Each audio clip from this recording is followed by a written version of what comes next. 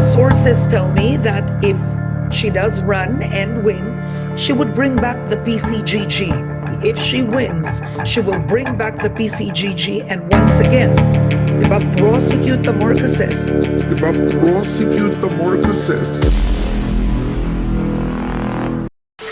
Pagkaupo pa lang ni Sara Duterte bilang Vice President, halatang may mga galaw na para sirain ang kanyang pangalan. Mulat sa pool, halos lahat ng laman ng mga pahayagan ay may issue laban sa Vice Presidente.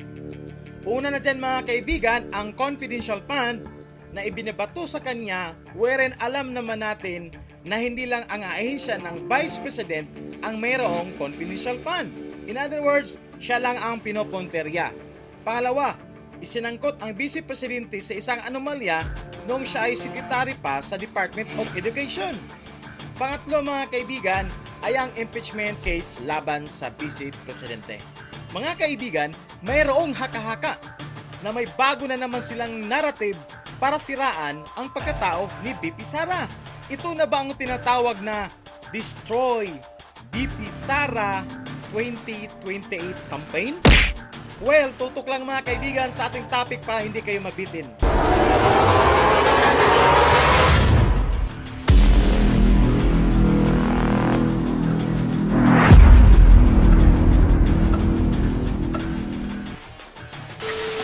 Headline ngayon sa balita mga kaibigan na ang kampo ni Vice Presidente VP Sara ay inakasahan na nag-spread or nagpakalat ng fake news si Karen Davila. At ito ang bahagi ng video mga kaibigan, tara panoorin natin. That the Vice President might run, throw her hat into the presidency in 2028. If so, she would be leading as of today. She would be the winner as of today if elections were held today. Sources tell me that if she does run and win, she would bring back the PCGG. Oh?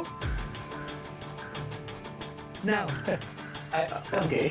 what are your Natawa si Attorney Robin Carranza mga kaibigan. Tuloy natin. thoughts on that? You know, allegations of corruption with this government, with the 2025 budget, once again, properties, wealth, you know, there is no formal investigation. But that's the one thing sources say, if she wins, she will bring back the PCGG and once again, diba, prosecute the Marcoses, get back ill-gotten wealth. What are your thoughts? Grabe mga kaibigan. Rinig niyo yung mga kaibigan, i-prosecute daw ang mga Marcoses, kukunin ng ill-gotten wealth mga kaibigan. So yun ang pahayag ni Karen Davila na wherein in-accuse or nag-accuse or ang camp ni VP Sara ay pumalag at sinabihang you are spreading fake news Karen Davila base sa headline nating pinakita kanina. Pero bago tayo magpatuloy mga kaibigan, alamin muna natin kung ano yung function ng PCGG o anong trabaho nila. Okay? So, ang PCGG mga kaibigan stand for Presidential Commission on Good Government. Ayan. It was created 1986 by late former President Corazon Aquino. Ayan. It was created to recover ill-gotten wealth of Ferdinand Marcos, his family, and mga cronies. So, ang komisyon na ito mga kaibigan ay ginawa para habulin ng ill-gotten wealth ng mga Marcoses at sa kanyang mga cronies. Kaya nabuo ang komisyon na to. Ano ang main function nila? Una, identify and investigate illegally acquired assets. Sequester or freeze suspicious properties. File legal cases, ma-international man or local. Then, recover assets and return to National Treasury. Then, use recovered fund for public welfare. So yan po ang trabaho ng PCGG mga kaibigan. Ang tanong, What? ito na ba ang propaganda para sa 2028?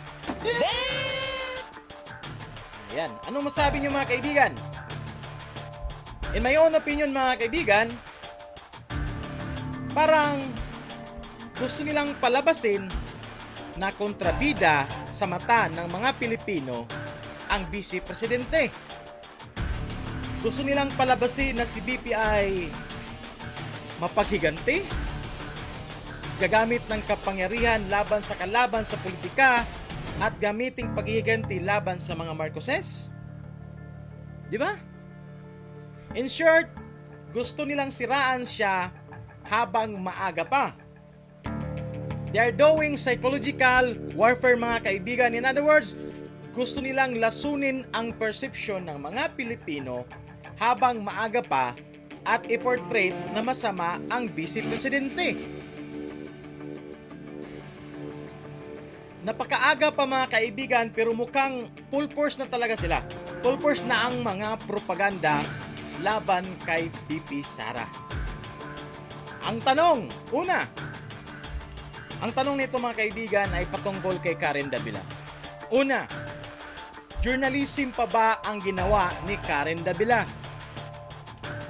Pangalawa, tama ba ang pag-akusa ng Vice Presidente kay Karen Davila na nag-spread out siya ng fake news? Pangatlo, propaganda na ba ito para i-destroy o sirain si Sara Duterte? Yan po ang ating mga katanungan regarding sa pahayag ni Karen Davila. Kung ano ba talaga ang purpose, yun, nilatan na yung tatlong rason. May tatlong layunin akong naisip, mga kaibigan, na posibleng dahilan na ginawa ni Karen Davila sa kanyang pahayag. Una, para palabasin na si BP Sara ay may bindita sa mga Marcoses. May bindita, kumbaga maghiganti. Pangalawa, para basirain ang kanyang pangalan sa mata ng masa. At pangatlo, ito ba ay tunay na pagbabalita o bahagi na ng Destroy BP Sara 2028 campaign? Ayan po. Mga kaibigan, sa panahon ng propaganda at mga political maneuvering, mga kaibigan, tayo ang dapat na nakakaalam o dapat mapanuri tayo, mga kaibigan. Hindi tipong basta-basta na lang tayong maniniwala. Okay? Basta ang pinakamalaga, huwag agad manghusga ng walang sapat na basihan. Yun ang pinakamalaga dyan, mga kaibigan. So, yan lang po para sa araw nito, mga kaibigan. See you on my next video. Babos!